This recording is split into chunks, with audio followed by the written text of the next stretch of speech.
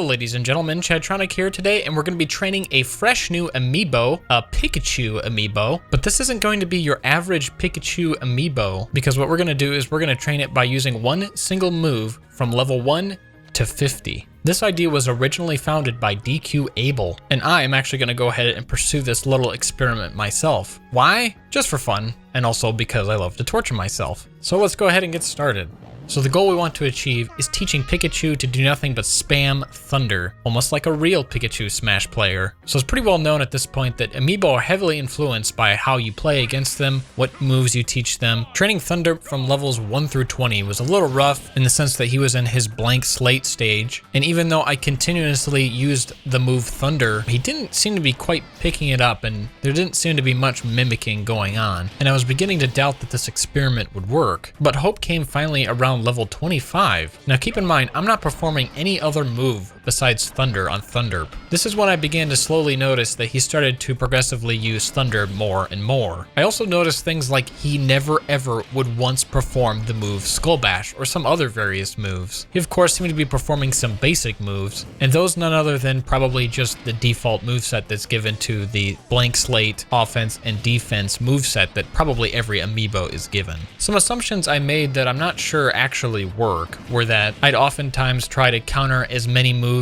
that weren't Thunder, and also when he would perform Thunder, I would basically intentionally let it land a hit on me, trying to teach the AI that performing Thunder more is what it should do in order to be successful. I would especially let this be the case if you perform a Thunder that would knock me off the stage, making myself intentionally lose a stock life. This again was in more hope that I could teach the amiibo that Thunder was the move that it should continue to perform. These of course are all just still basic guesses from me. Training in this mindset to get your amiibo to perform just one move, this might not totally be necessary. And actually coming back to that statement, performing one move, I'm beginning to discover halfway through the process that no matter what, the Pikachu is going to perform the basic functions that it still wasn't intentionally started with. And by that, I mean its basic offense and defense moveset. So although we already know it's not going to perform just Thunder, my new goal is just to get Thunder to perform Thunder as much as possible, just for hilarity. The total time it took for me to train Thunder from level 1 to 50 was about 2 hours, which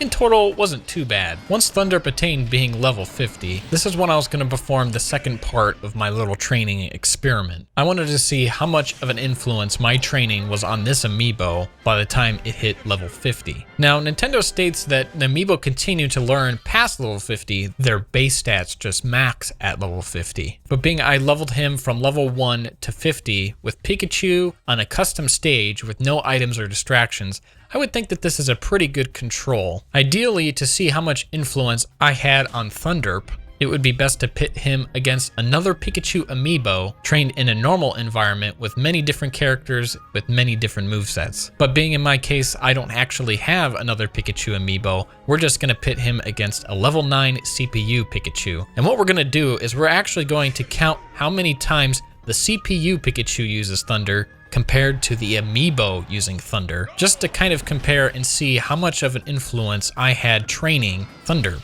So after closely analyzing a 5-stock battle of a level 9 CPU Pikachu versus Thunderp, I counted 36 times that the CPU Pikachu performed Thunder, and when compared to the amiibo Thunderp, Thunderp performed Thunder 83 times. So at the end of this little training experiment, you could say, yeah, amiibo are influenced by their personal trainers. Now, for fun, let's see if Thunderp can withstand the ultimate test, facing me with one of my better characters in Smash.